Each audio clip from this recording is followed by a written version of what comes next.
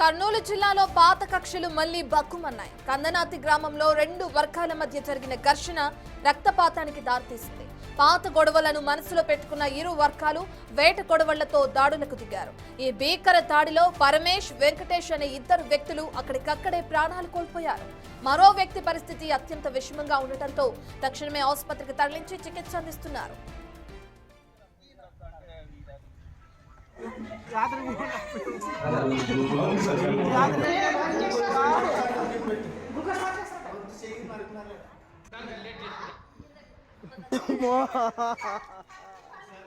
సమాచారం అందుకున్న పోలీసులు వెంటనే గ్రామానికి చేరుకుని పరిస్థితిని అదుపులోకి తెచ్చారు. ఈ దాడులకు పాల్పడినట్లు అనుమానిస్తున్న 6 వ్యక్తులను పోలీసులు ఇప్పటికే అదుపులోకి తీసుకున్నారు. ప్రస్తుతం గ్రామంలో ఎటువంటి అవాంఛనీయ సంఘటనలు జరగకుండా భారీగా పోలీసు బలగాలను మోహరించారు. పాత కక్షల నేపథ్యంలోనే ఈ జంట హత్యలు జరిగినట్లు పోలీసులు భావిస్తున్నారు.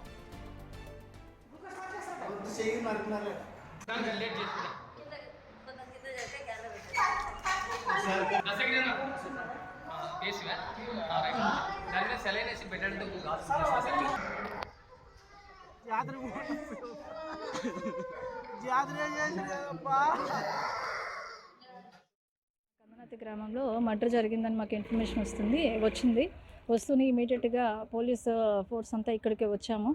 చూస్తే ఇంట్లో ఒక అతను చనిపోయి ఉన్నారు, తర్వాత చేలో ఒక అతను చనిపోయి ఉన్నారు. ఈ కేసు దర్యాప్తులో ఇంకా పూర్తి నిజానిజాలు అన్నీ తీసుకొస్తాము. అవి వచ్చిన తర్వాత దర్యాప్తులో భాగంగా ఎవరు చేశారన్నది అది మనకు తెలుస్తుంది. ప్రస్తుతం అయితే 2 చనిపోయారు, కొంతమంది ఇంజూర్డ్ హాస్పిటల్లో ఉన్నారు.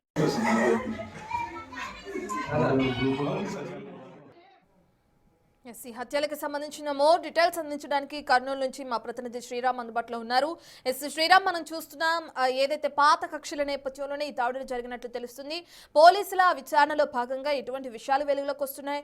అయితే ఈ దాడికి పాల్పడిన వ్యక్తులు ఎవరనేది తెలిసిందా? డీటెయిల్స్ అంటే రత్న, 2 ఏళ్ల క్రితం జరిగినటువంటి ఆ కంగనాతి గ్రామం ఏదైతే ఉందో గ్రామ దేవరలో జరిగినటువంటి ఈ ఘటనే ఈ యొక్క 2 డబుల్ మర్డర్ కు కారణం అంటూ పోలీసులు భావిస్తున్నారు. ఒకే ప్రాంతంలో నివసిస్తున్న దాయాదుల మధ్య జరిగిన కొలాయి విషయంలో, నీటి విషయంలో జరిగినటువంటి ఘర్షణ ఏదైతే ఉందో ఆ రోజు 2 సంవత్సరాల క్రితం ఆ దేవరలో మొదలైనటువంటి ఆ గలాట ఏదైతే ఉందో ఆ రోజు బిర్యానీ గెరిటతో కొట్టడంతో అక్కడికక్కడే ఇద్దరు మృతి చెందారు. మృతి చెందిన తర్వాత అదే గ్రామానికి చెందినటువంటి ఇప్పుడు ప్రజెంట్ మృతి చెందినటువంటి 2 వ్యక్తులు ఎవరైతే ఉన్నారో గతంలో హత్య చేసినటువంటి కేసు విషయంలో ఆ కేసు కూడా కోర్టులో ఉన్నటువంటి పరిస్థితి. ఇటీవల కాలంలోనే బెయిల్ మీద అదే గ్రామానికి రావడం జరిగింది. గతంలో ఏ కుటుంబం అయితే హత్యకు గావింపబడిందో ఆ కుటుంబం వారితోనూ పోలీసులు మేము రాజీ కుదుర్చుకుంటామంటూ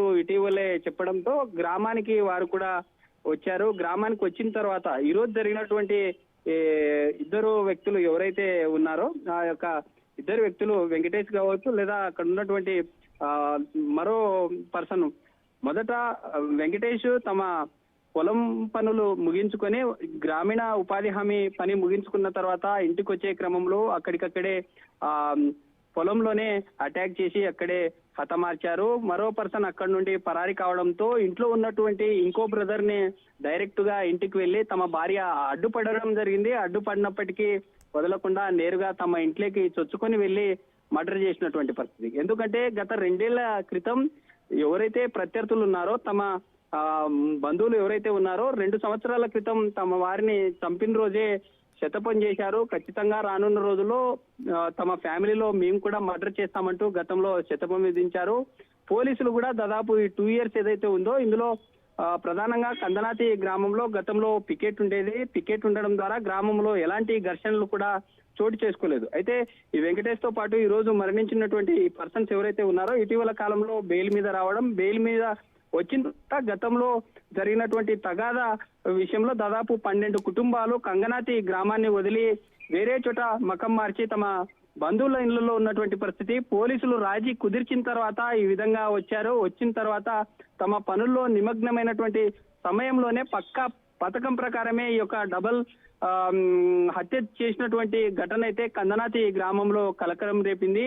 ఓవైపు పోలీసుల నిర్లక్ష్యం వల్ల కూడా గతంలో జరిగినటువంటి మర్డర్స్ ఏవైతే ఉన్నాయో ఆ రోజు జరిగిన దానికి ప్రతీకారంగా ఖచ్చితంగా ఇలాంటి ఇష్యూ జరిగే ఛాన్స్ Okay, ఉంది right. అని అనుకొని ఉంటే పోలీసులు కొంత అప్రమత్తమై ఉంటే ఈ డబల్ సంబంధించినటువంటి మర్డర్స్ జరిగేవి కాదు.